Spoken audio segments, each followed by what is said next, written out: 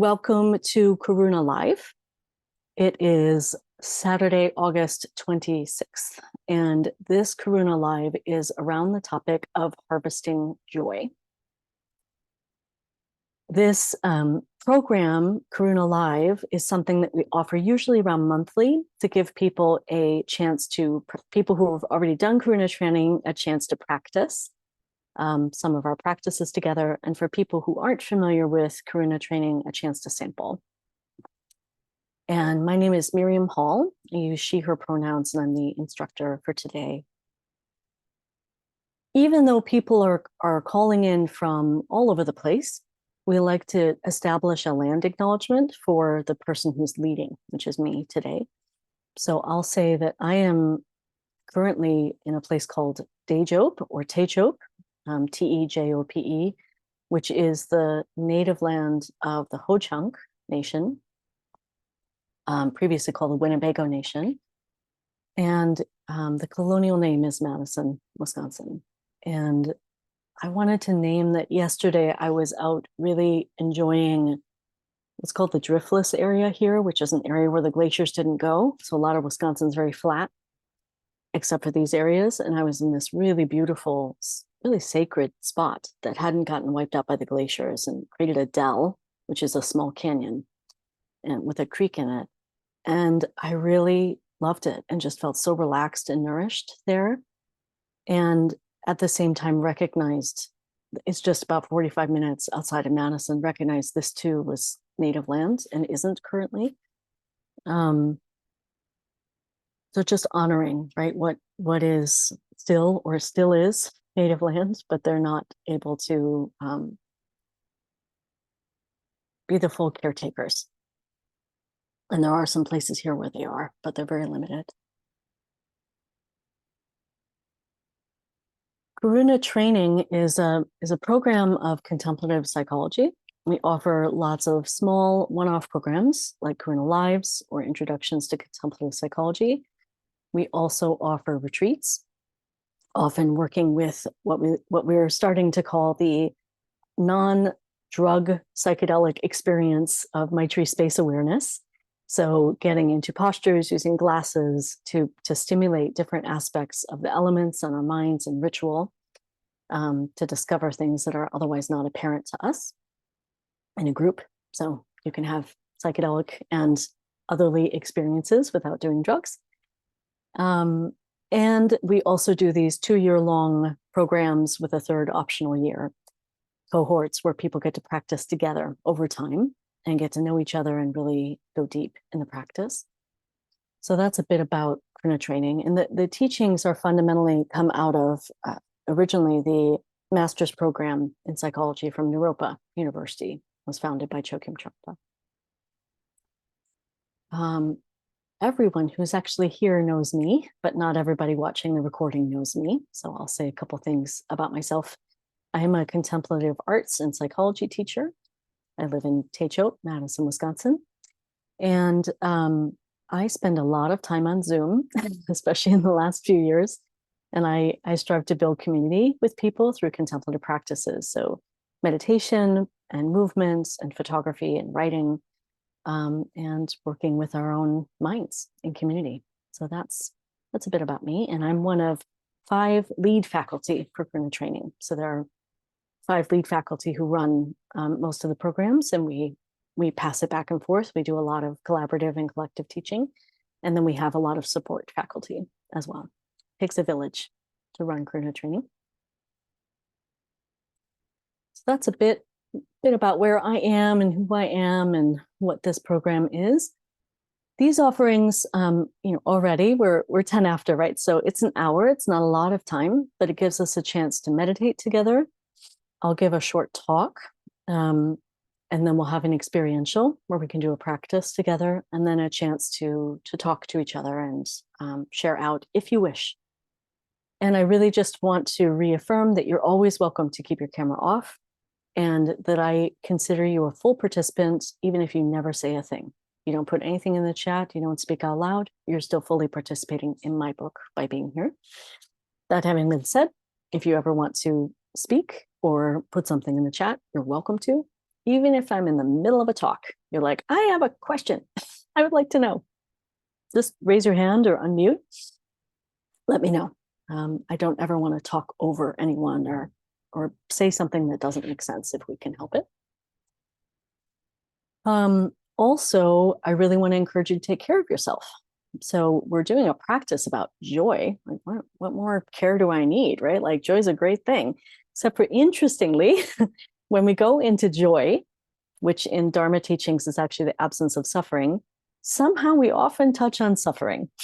They often either come together, which is natural, they're not so binary from each other, or sometimes we can feel how we're actually lacking in joy when we start talking about joy. So I really just want to encourage you to take care of yourself. And if at any point a practice is like, this is not feeling good for me, this is not what I need to do, I need to get up and walk around. Maybe you don't need to leave the call entirely, but you need to do something else. That's totally okay. I'm not with you in a room, so I can't read you as much or modulate or adjust. But you can take care of yourself, and I trust that. And if you actually need to leave, that's okay too. And I won't take it personally. Let's meditate for a bit. So because I know everyone who's here, I know that you know how to meditate, but I'll guide us through a brief meditation, again, for the recording's sake. So starting first by taking a slow look around your space. This is an orientation practice I got from Resmaa Menakem, who's the author of My Grandmother's Hands. And wow, why can I suddenly not remember his second book? But My Grandmother's Hands is the most known book, and he's one of my teachers. And this is a practice to help establish safety for your nervous system, which I find is important online and when you're with people you don't know. So take a look around your space. Slowly is key, even if you're very familiar with the space. Gently looking over one shoulder, doesn't matter which first, giving a little twist to your spine, if that's possible. Slowly coming back around to center, taking a look at what's in your space and also noticing any doors or windows.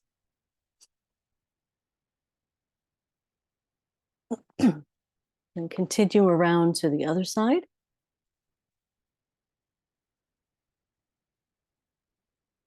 Your conscious brain might be saying, why are we doing this? This isn't doing anything.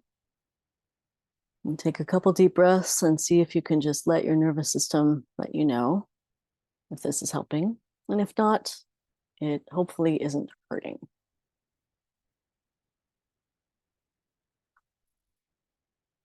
I also encourage people when we're on Zoom to take a look at the leave key.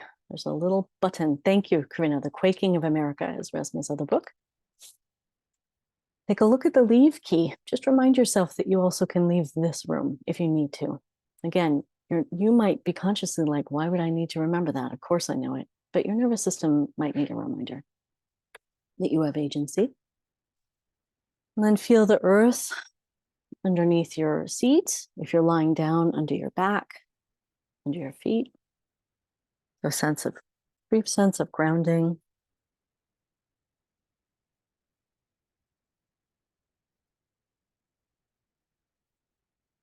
And finding a position that feels easeful and awake at the same time. So this is going to be pretty different for all of us. If you're seated upright, it's helpful, though not required, that you have both feet on the ground or you're cross-legged and your knees are below your hips. And your spine is relatively straight. Again, easeful, but also awake. So you can adapt. And if you've meditated for a while, you probably already know what feels good for you. If you're lying down, I recommend meditating with your eyes open, just to make sure you don't fall asleep. Then again, if you fall asleep, not a problem. And if you're moving, you're listening to this in a car, or you're walking, or you have more things going on in your environment, like children. And just try to keep a gentle awareness of a sense of grounding. your body connected to the earth, even as you're in motion. And coming back to this sense of connection with the earth through your feet and seat, your back, if you're driving through the wheels of your car. And that's our anchor at this moment. So that's what we come back to. At any point, you could and probably will get distracted, start thinking about something else. It might be potent and charged, it might be simple. Regardless of what pulls you away from feeling grounded, when you notice that's happened, coming back to your connection to the earth in whatever way that's easiest for you to connect with.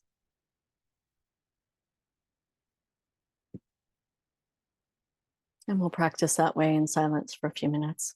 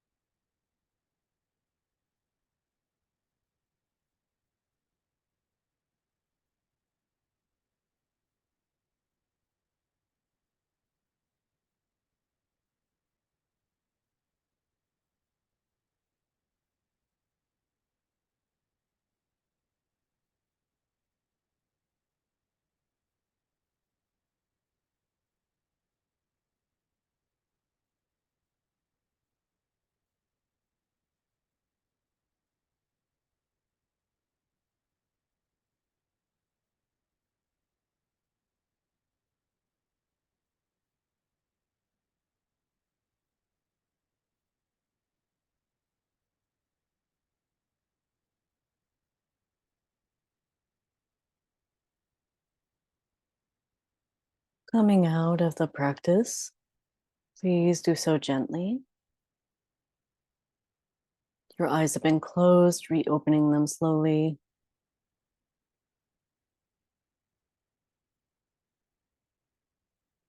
See if there are any parts of you that need little stretches or wiggles, shakes.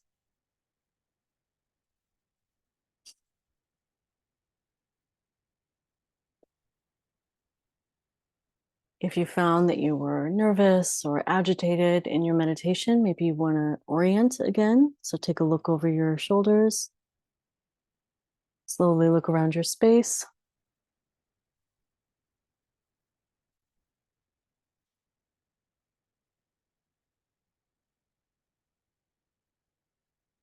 Now, as we're coming together, I'm going to give a brief talk about joy and harvesting joy, and to probably be looking at the screen more, looking at me, but also for those of you not watching the recording, take a look at the other faces or names here, right? So it might be an image with someone's name. You may or may not know these folks. Just taking a look because they're part of your room too now. They're on your screen, but they're on the screen in your room, so they're also with you.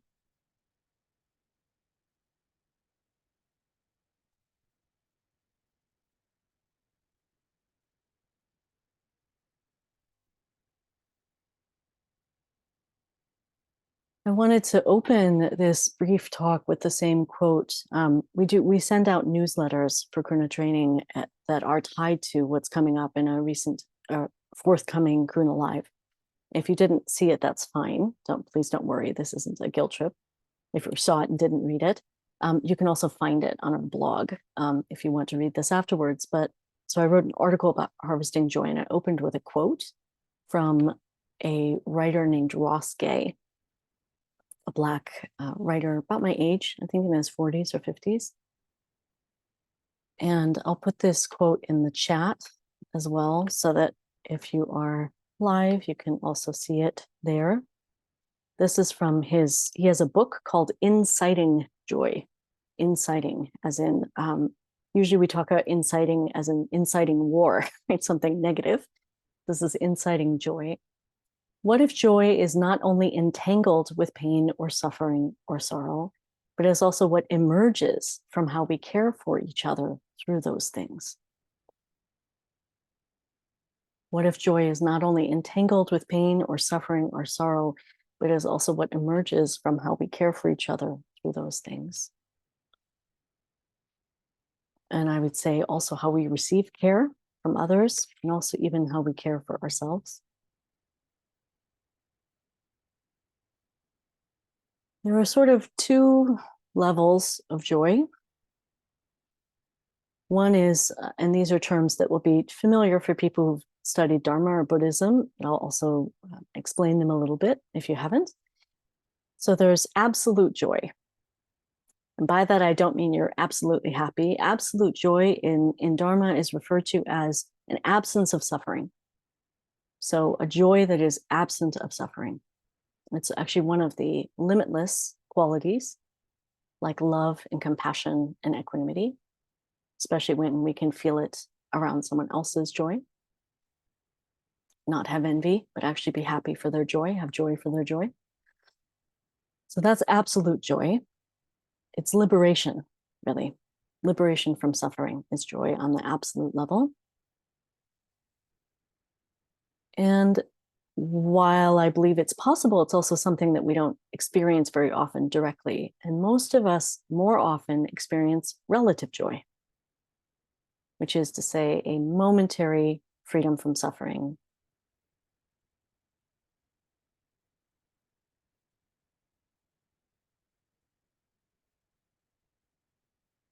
An example I gave also in another talk this morning was that yesterday in this space that I was talking about, this native land that's currently occupied, it's a place called Pewett's Nest. It's of course named for the white man who found it and made a mill there. His last name is Pewett. It's currently called Pewett's Nest. I don't know the native name of the space or if it had one.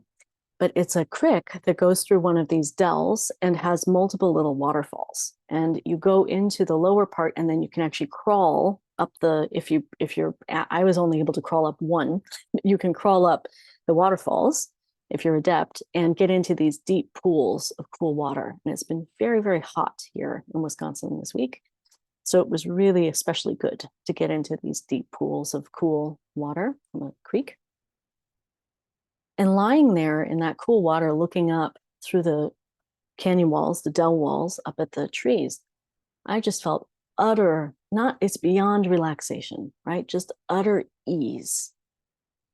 No, nothing in my body clinging, nothing in my mind clinging, just a sense of complete rest and peace. And from that, it was so easy to be able to smile at the smallest thing, right? Like floating under a fern, or watching a young woman decide that she's going to climb up the wall a bit and then jump into the deep part. Like no concern, but not just absence of concern and suffering, and ease and access to joy, that I was able to easily smile. And then I thought, this is what we mean by the absence of suffering is joy. It's that when we are absent of suffering, it's so much easier to access joy. And so many of us have a lot of suffering. This is part of the truth of our existence and the Four Noble Truths.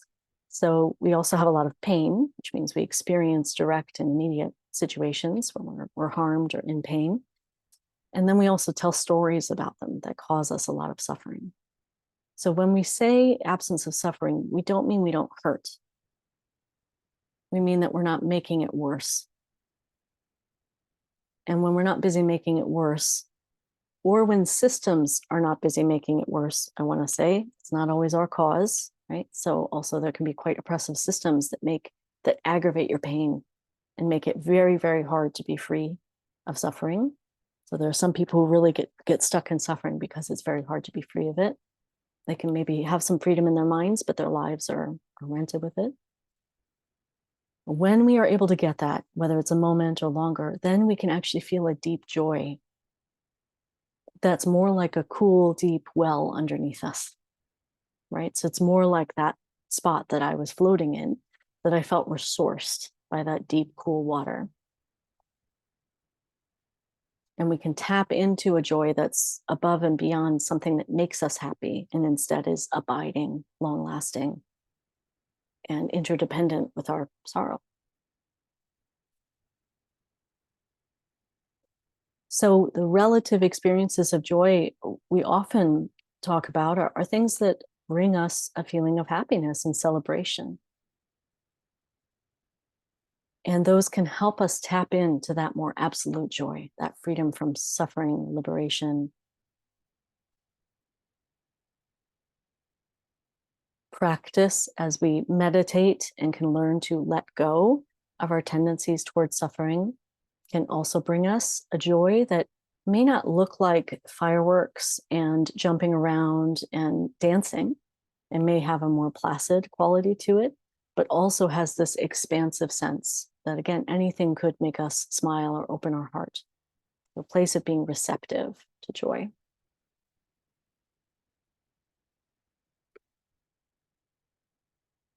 And I found there are kind of two different ways to work with joy.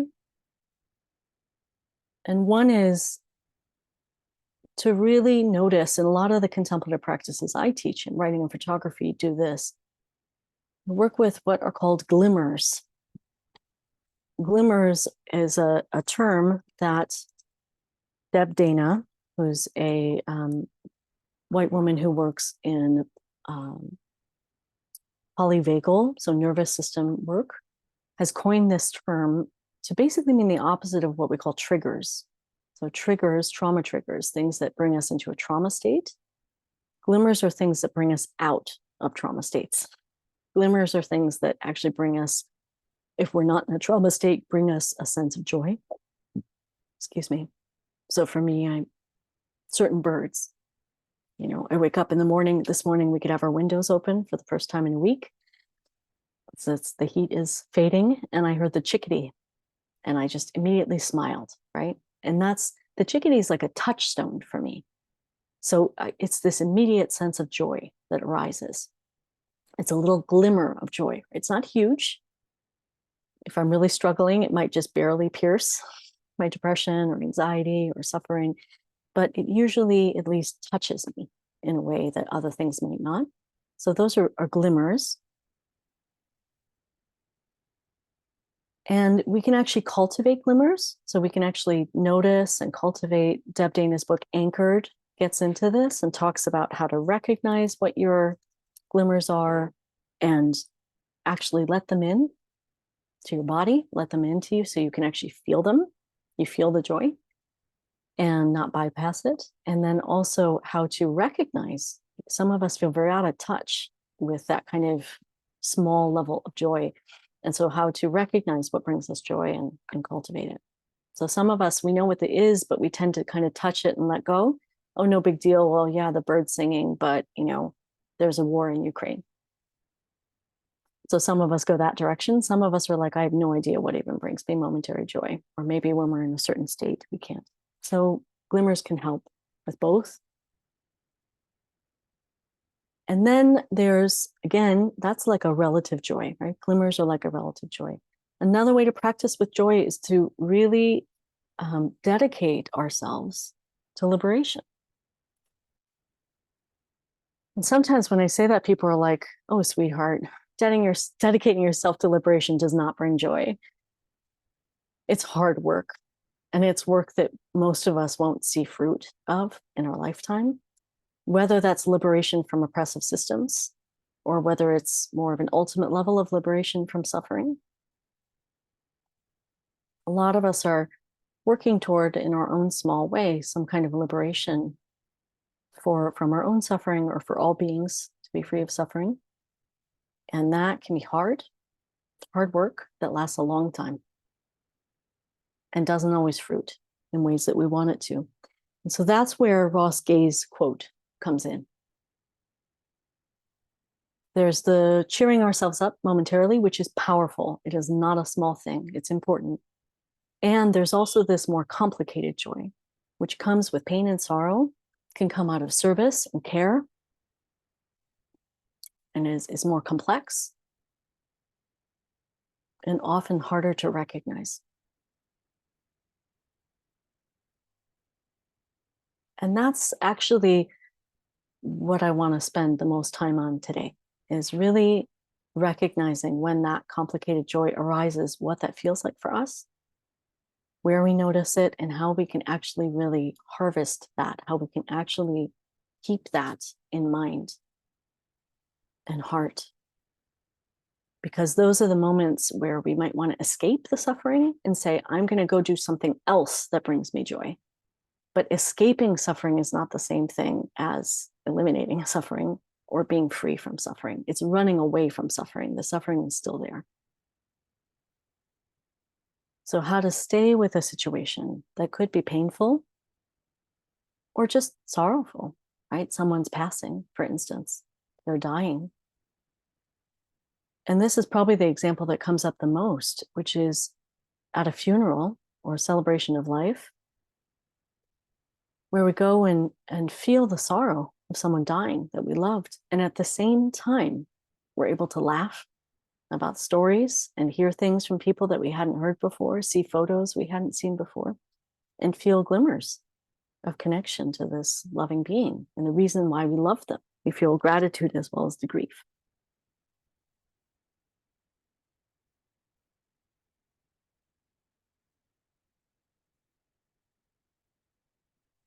Is there anyone who's like, wow, I have no idea what you're talking about. I've never experienced joy at the same time as pain. It can be hard to think of it, right? We might be like, conceptually, yeah, that makes sense. But I can't think of an example right now in my life where you've had joy and pain in relative quick succession or kind of together, and caring for someone and caring for yourself. If anyone wants to share in the chat or unmute, it'd be great to hear. If not, I can give a couple examples in my life, but it'd be great to hear from you as well. Yeah, and It just happened over and over again when I was managing my mom's care. You know, her situation was so painful for her, painful for me, and she would do or say something that was just so her, or it was a joke, or it was beautiful. And so there was um, an ability to sink into the moment. I think that was a really important aspect of it, to sink into the moment of it and experience that of, you know, being with her as who she really was, and recognizing and knowing those, recognizing and knowing her, and that was joyful and fun too, in the middle of all the difficulty. mhm, beautiful. Thank you so much. Yeah, it's powerful how the one of the most biggest examples for me is of a friend who died a few years ago of cancer, who was 44. So he died quite young.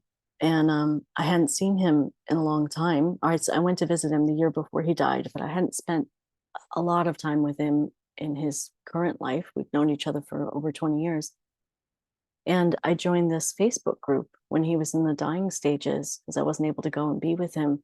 And thousands of people from across the world, because he was a kind of a big fish in a small pond of musicians, were posting videos and stories about him. And I felt this, like, it both hurt to see that, it was like painful, like, look at this being that we're losing. Even though it wasn't a complex, otherwise, there wasn't painful in the same way you're talking about, Anne. It was more like an exquisite pain that I couldn't always even look. But then when I could, I felt such joy. And I don't think I've ever felt joy and pain at the same time as strongly as I felt it then. And sometimes I couldn't do it. I was like, oh, I have to, I have to go do something else, I have to get some space. Yeah. Karina, is it okay if I read what you wrote? Yes, thank you. So Karina says, my husband, he wanted to go home. I dreamt of his mother who had passed, calling him home, a dream. He said it meant he would die. He was afraid of that. Oh, I'm going to break into tears. This December, he was singing to go home, take me home to Nepal. It happened fast. He died in a plane crash. Came to me after asking what happened, telling him what I saw. The plane he was on crashed. He died. That felt like a glimmer, but also I grieve this loss deeply. Yeah.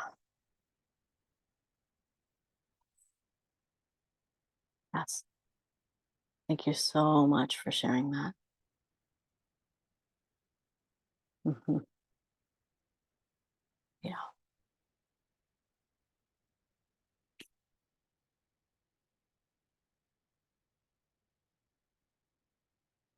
It's not surprising that these examples involve dying and death. That's not the only place they happen, but that's, I think, where we often run into the edge of our joy and celebration and the pain that we experience. And the Dharma actually says that the cause of our suffering is the denial of impermanence.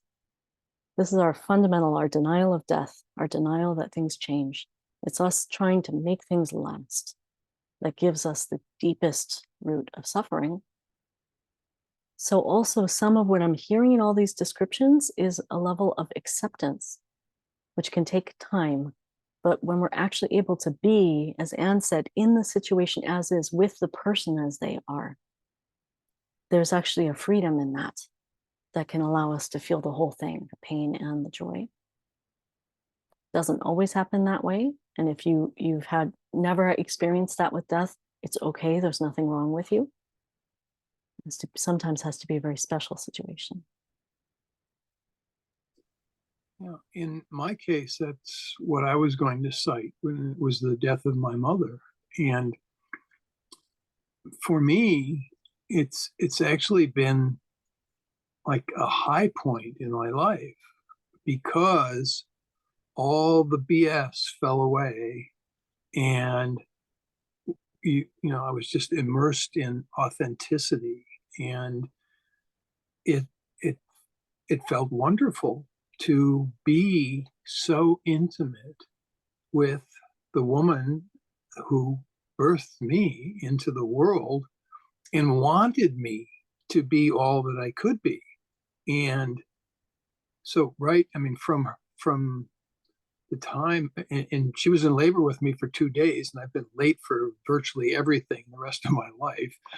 But uh, uh, but I, there was this satisfaction of knowing that her leaving brought me to life again. And I mean, in a much deeper, richer way. And when we went back to my parents' home afterwards, and I sat with my youngest sister, who I'm closest to. I'm the oldest of 9, and she said to me, she goes, "You were almost like euphoric. You were, you know, I don't think there was anything wrong with it, but your experience of mom's passing was quite different than it was for a lot of other people." And I said, it was, I don't know how to explain it, but it was absolutely wonderful because it was so real. I mean, and to be real, you know, that's liberation. So, and that has, it got me to a level that allowed me to continue to look for things like creative writing or mix song and the various contemplative practices and Buddhism. I mean, thank goodness for that. Oh, thank you, Ray, for sharing that. Wow. Yeah, and what I'm really struck by actually in your description is I'm struck by an absence of shame that I think sometimes comes up when people feel joy. And you like your sister said, almost euphoric, but I didn't hear shaming in that. I heard maybe a little like, wow, how did that happen?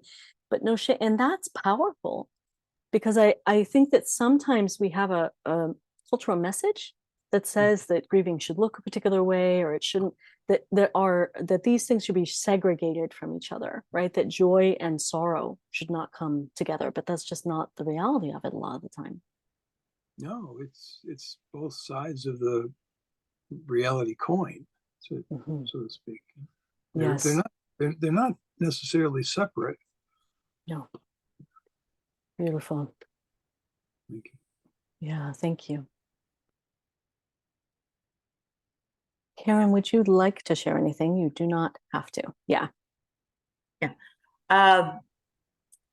It has been beautiful listening to all of you discuss experiences with death, because and as you said, I think that is a place where we do feel sadness and joy together. I was never very close to my brother, but I went to his celebration of life, and I felt by listening to other people tell stories about him, and by actually my sharing, which I would never normally have done, funny things that had happened when we were children with them, I felt a closeness to him that I've never felt in life, which is sad, but yet there was a lot of joy in it too.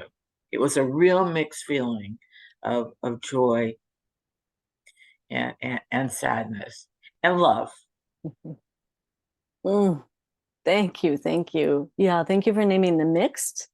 I think those are the realist states in some ways, right? When we're feeling, not that we can't just feel some pure joy or pure sadness, not like those are fake, but that really letting ourselves recognize the joy again, not being ashamed of that, not being confused by why they're mixed, and being okay with it being mixed, that can bring some things that, as I said, almost transcendent, right? Something that you couldn't necessarily even access when he was alive, or euphoric, is what he was saying.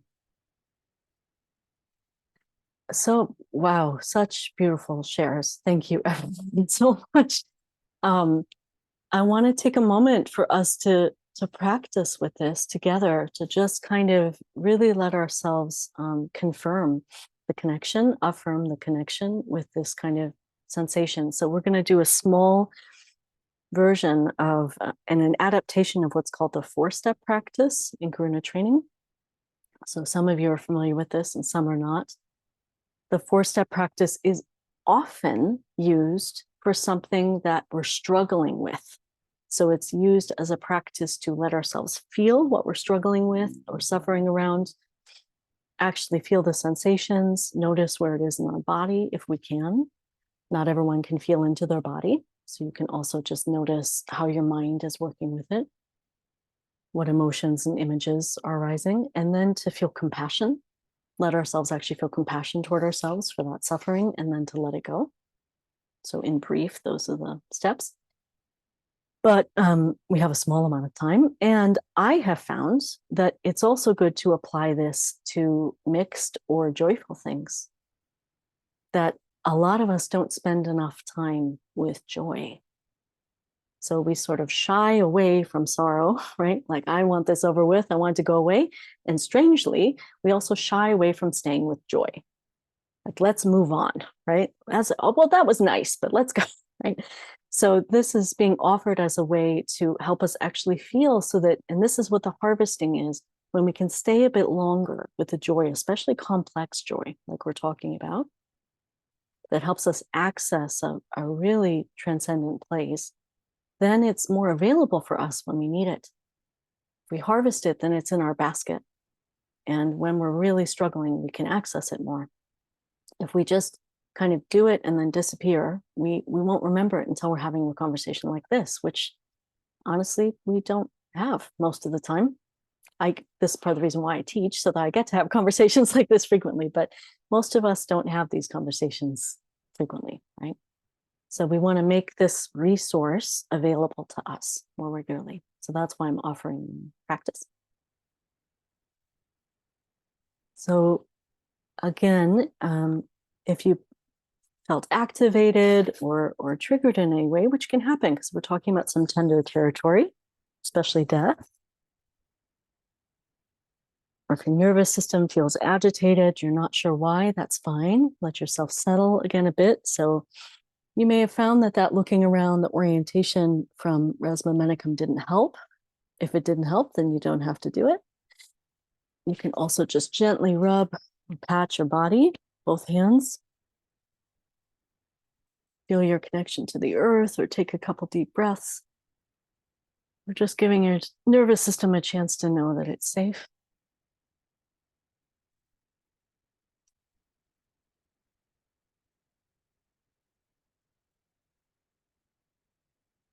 And each of us gave a very potent, powerful example. So unless something else is arising that you prefer to work with, I would suggest each of us dropping in to that.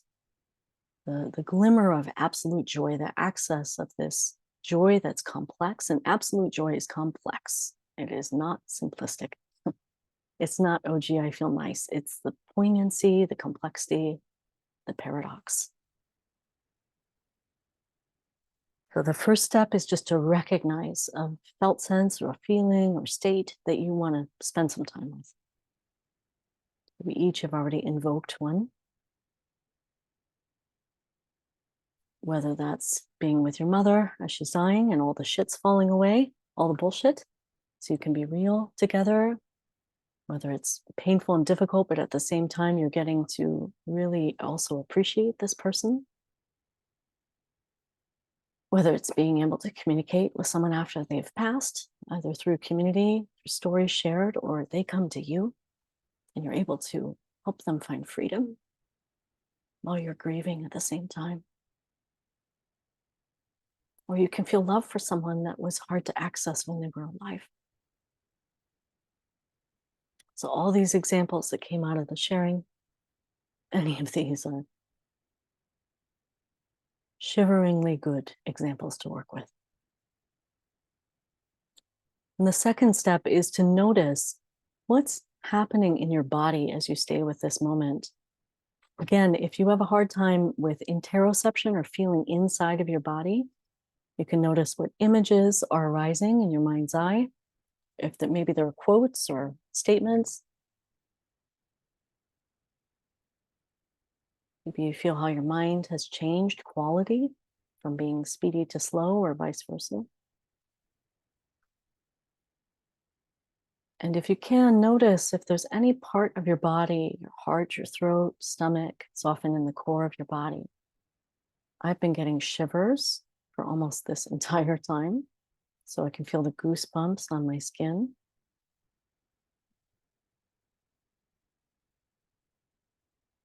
And tears behind my eyes, but also my heart just wide open. It's not good or bad, just noticing what's arising for you. And I'll shut up for a couple minutes so you can notice what's there.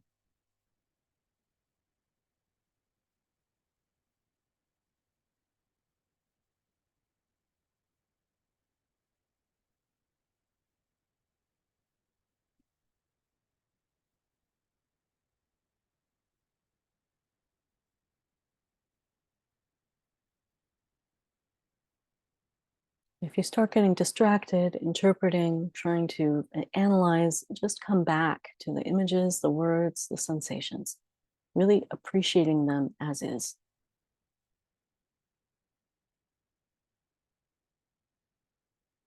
The realness of them.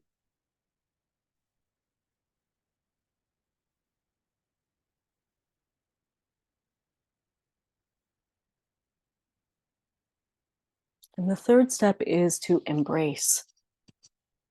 So really holding this experience closer, really acknowledging this is your experience and all of its complexity. Sometimes people find it helps to put a hand on the part of their body where you're experiencing it, or give yourself a hug, bilateral hug. It's nice too. Or just visualizing a sense of connection, making sure you're not separating yourself from this experience. It's a part of you. It's there for you.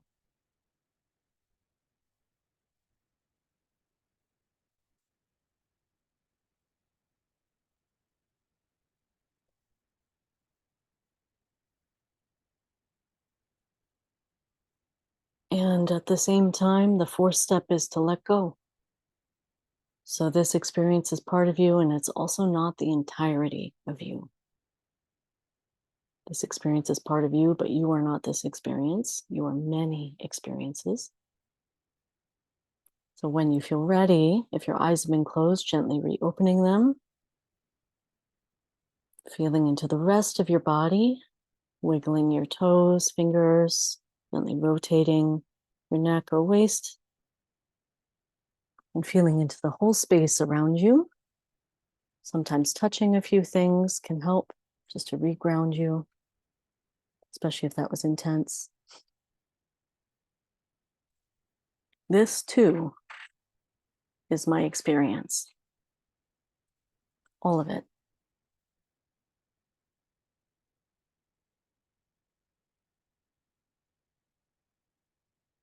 And if you're live, taking a peek at each other's images or faces, they don't come up on the recording. You're just seeing me if you're watching the recording, but just taking a peek. Here are these people who have shared with you. You've been able to feel because of their sharing.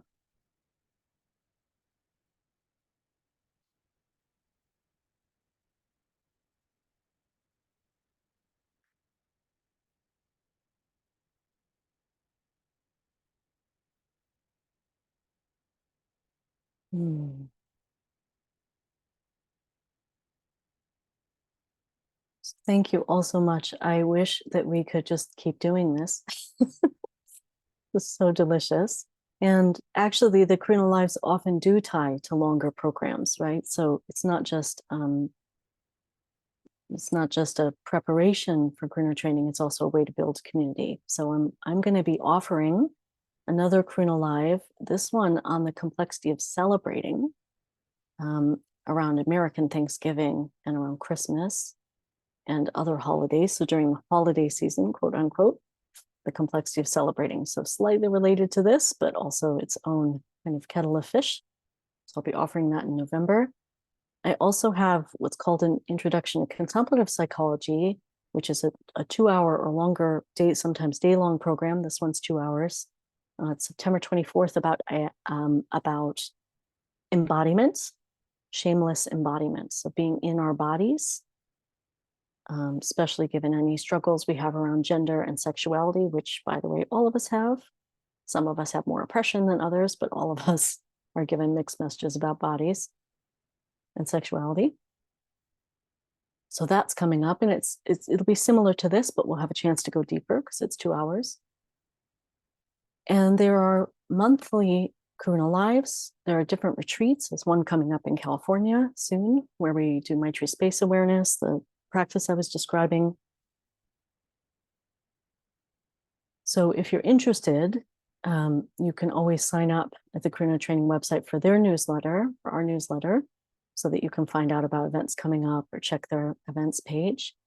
And if you're interested in some of the things that I offer, you can go to my webpage, which is herspiral.com, HERSPIRAL. And I have listings of mainly photography and writing, and coaching community. I run annual coaching community called Return, where we do some Karuna training practices and other Dharma practices weekly together. And then we also set an intention in the beginning of the year, and we meet once a month to really check in about our intentions. So that'll start again at the top of 2024. And I have a newsletter as well, if you want to sign up for that newsletter to keep informed.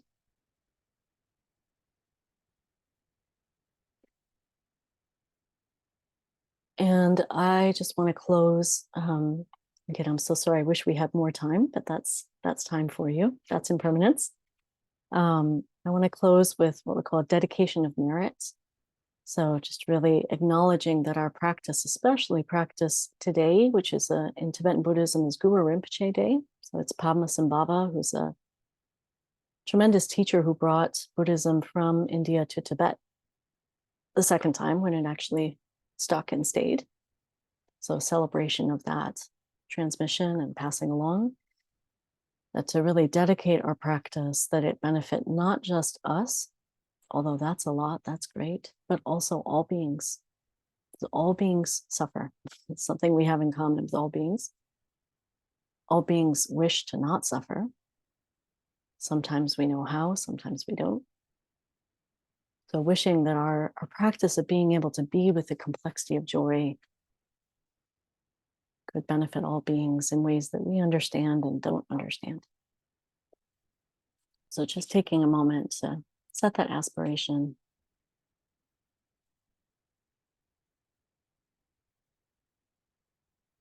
And hopefully being able to take with you this touchstone, this memory, image, sensation of an experience of complex, authentic, absolute joy, where you were able to touch that, taking that with you as a resource.